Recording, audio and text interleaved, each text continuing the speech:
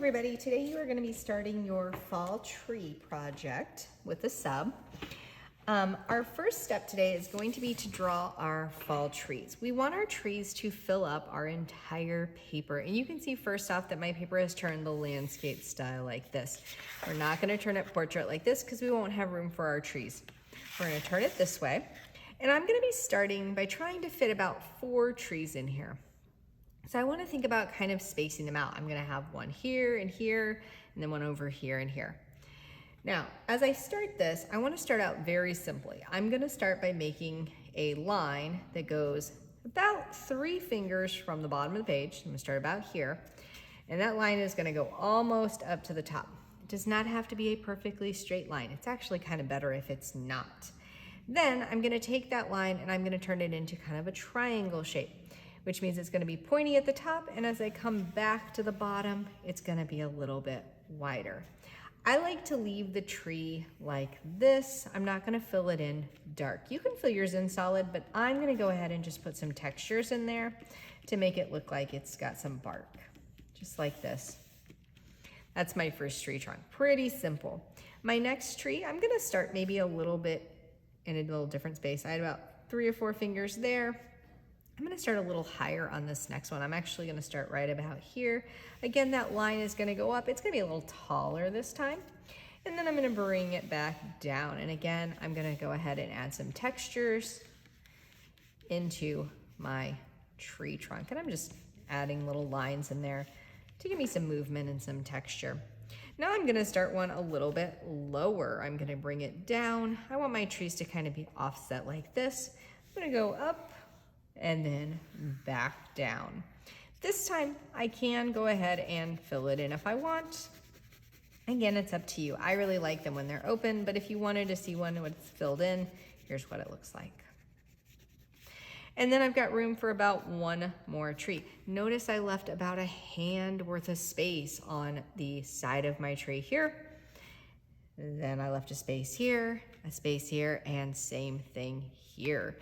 Really about 1 hand worth of space in between them. That's going to be important as you are drawing the next step. If you put them too close together, it's going to be really tough to draw the branches. So again, hand, hand, hand, hand, hand. Is it perfect? No, but it's pretty close. All right, now the next part is to draw the branches, and we call these stylized trees. We're not trying to create realistic trees. We're just gonna have some fun with the different shapes on the branches. I'm gonna start out by making maybe this one is gonna have some kind of long curvy branches like this. And as they get towards the top of the tree, they're gonna get a little bit shorter. And I always like to make more than 1 branch on there. So after I go through and make that, I'm going to go in and add maybe another extra little shorter branch off each of those, just to give it a little more texture. Sometimes off the top, sometimes off the bottom. I'm going to make this a little taller there. There we go. And add a little more detail to that branch. While you're working, make sure that you're pressing down pretty hard with that black crayon. You want those lines to be nice and solid. Then I'm going to move over to my next tree, and I'm going to do a totally different type of branch. For this one, maybe I'm going to make something that has just kind of almost like a Christmas tree feel. And it's going to start out and it's going to go out and kind of weave its way back and forth. Now, you do not have to copy the types of trees that I am making. You can absolutely make your own. You're going to have on your table as you're working this sheet right here, which is going to give you lots of different ideas for you to look at. You're not necessarily copying. You're going to have some fun with it. Now, I did make a mistake right here because I wasn't really paying attention. This tree, because it's a little higher, should go behind this one. This line should have come out and it actually should have overlapped a little bit. I shouldn't have made it shorter there. I'm going to go ahead and fix that. Then I'm going to go in. This time I'm going to make some branches kind of going out, and I'm going to add a little detail to the tip of the branches. I'm going to have these little circles. There's really no right or wrong way to do it, but you do want to try to make sure that the top of the tree is a little bit smaller, the branches are a little shorter, and then as you get to the base, they're a little bit wider. To Typically, that's what we're going to see on any real life tree. And then again, I'm going to add a few extras just to give it some more details.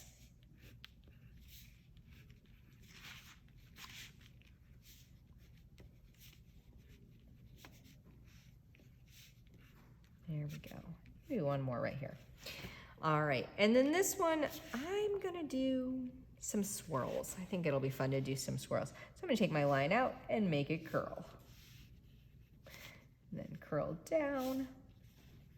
And I'm just really having fun with this. I'm just kind of picking out and choosing and making it up as I go along. No right or wrong as long as it's done neatly.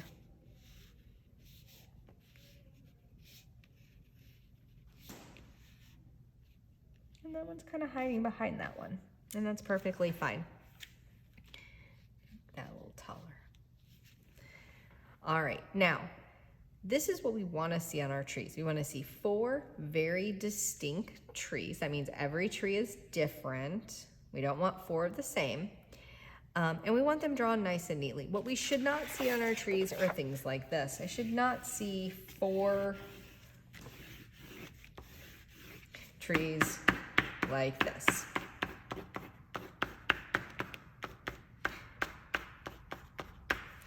That is not what we should see. We should have 4 very unique, very distinct trees. And again, keeping that space. See how that space was necessary for the branches.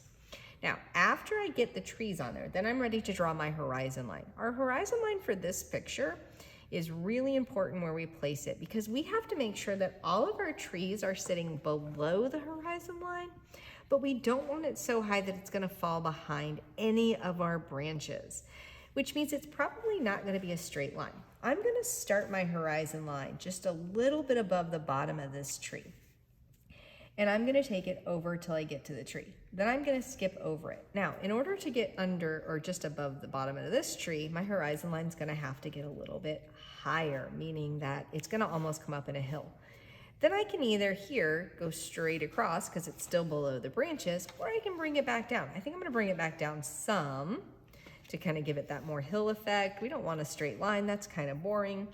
And then of course, I'm gonna go back up a little bit to get this tree over here and all the way across. Now I have this kind of horizon line. I've given myself some texture to the horizon line. Now, we don't have a lot of space up here, so we're not gonna add a lot of details in the sky because we're gonna have trees, the branches and the leaves up there. But down here, there are some things that we can start to add for details. It's fall, which means that the leaves are gonna be starting to fall. So on my picture, I'm gonna go ahead and add some little leaves that have fallen onto the ground. And you can add as many or as few as you want. I'm gonna add lots of little leaves falling down. These have all fallen and they're starting to make the ground look like that. All right, that looks pretty good. So this is my stop for today. We're gonna end just right here. When you're done drawing all of these details, don't forget to turn your paper over and along the bottom of your paper, very neatly write your name. Okay, it's also very helpful if you write your table number. Remember, I am table number 40, so I might write that number and then circle it. That way, if your paper gets separated from your messy mat, we will know which spot it belongs to. So I'm gonna go ahead and flip it back over, and then this is gonna go to the drying rack.